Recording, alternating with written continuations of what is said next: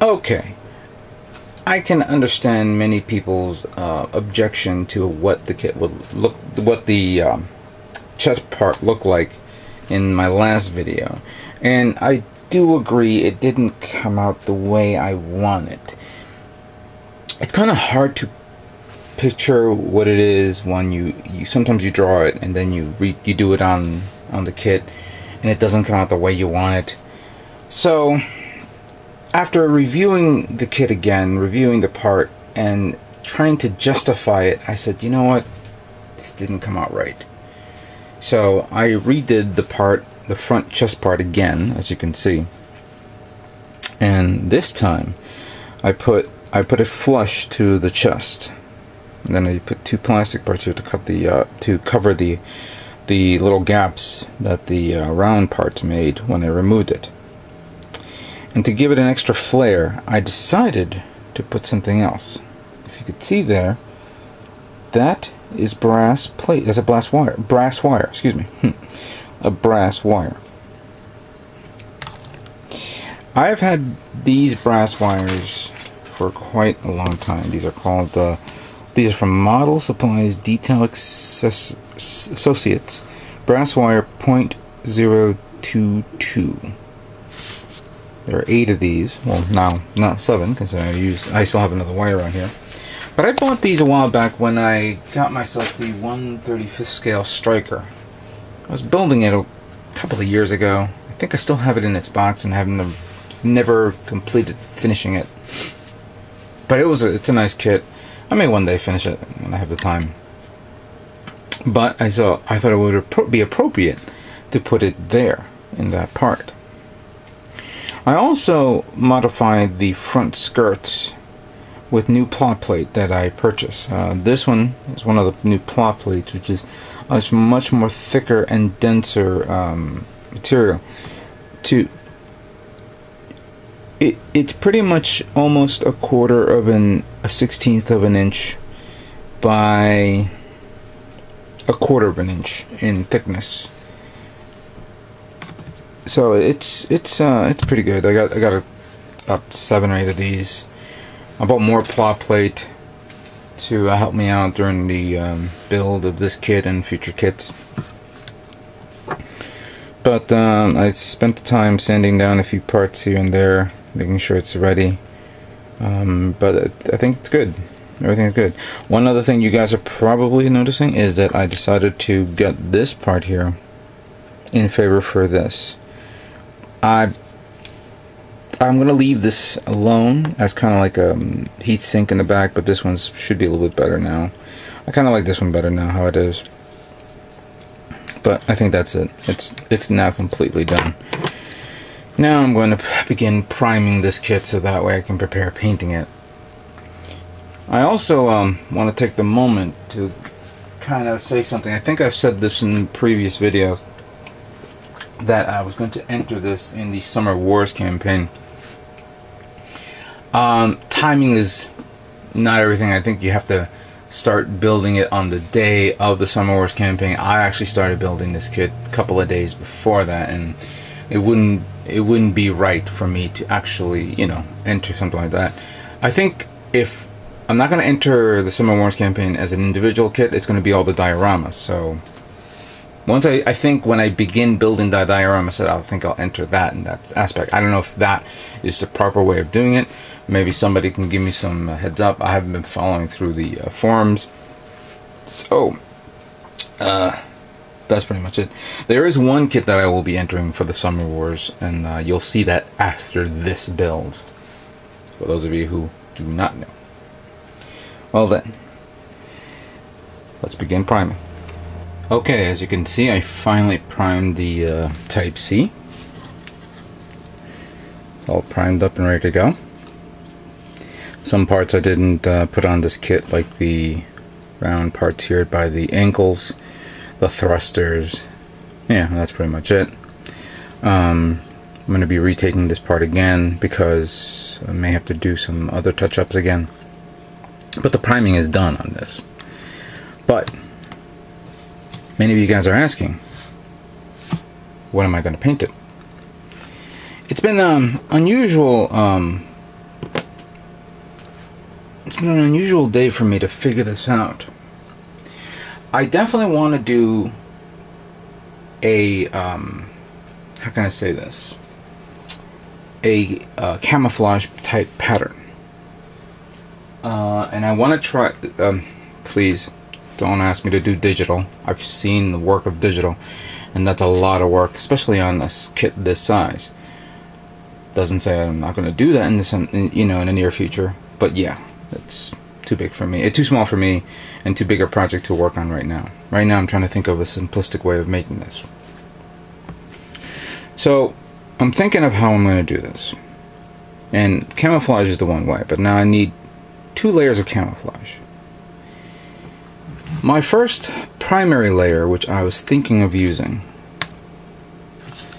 was this. This is light ghost gray.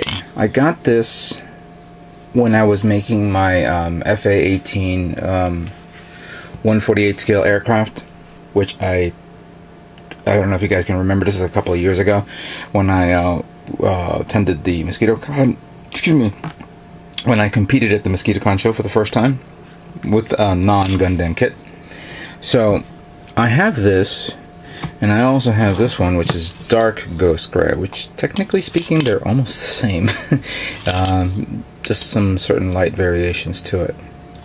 So I'm thinking of this as the base coat. Like, I paint the whole kit in this color, then I cover it up and leave exposed squares or rectangles and paint it desert yellow, which looks really nice with this. I'm thinking about that. Yeah. However, I think this will be a little too strong for that. I don't know yet. So I could either use this, or I can use medium gray, which is a different type of gray tone. Matter of fact, let's open this up.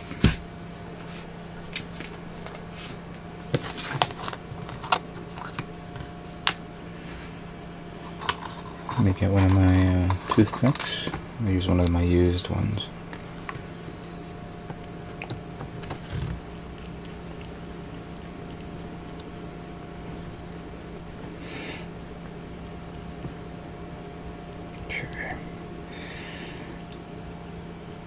Alrighty then, I think that should be fine. Now I'll need a little piece of paper. Yeah, I'll use this one for now.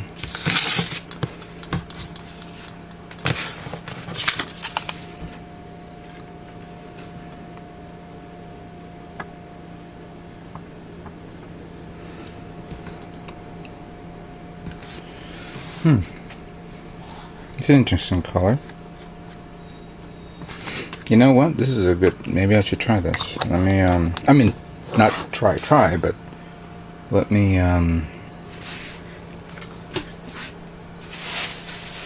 let's see how we can see these paints.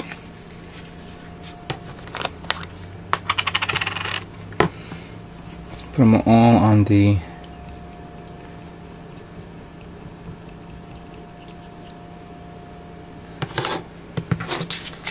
on this piece of paper and see what we have to work with.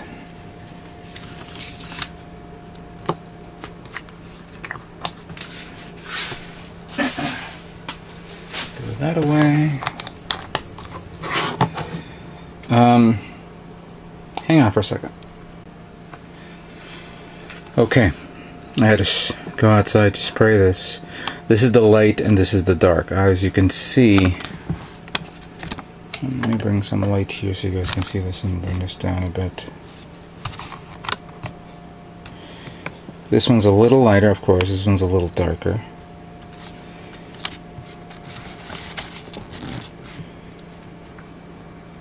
I think I kind of like this combination, these two. And I still like him. It's I'm a bit of... this is going to drive me nuts. I do want to do some base coat I think I'll use this as the base coat, then cover it up and do a combination of these two. That's going to be a bit tough. Yeah, that's going to be really tough. Alright, okay, I'm going to use this as the base coat. So the medium gray will be the base coat.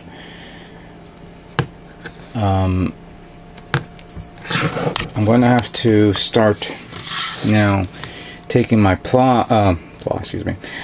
my Tamiya tape.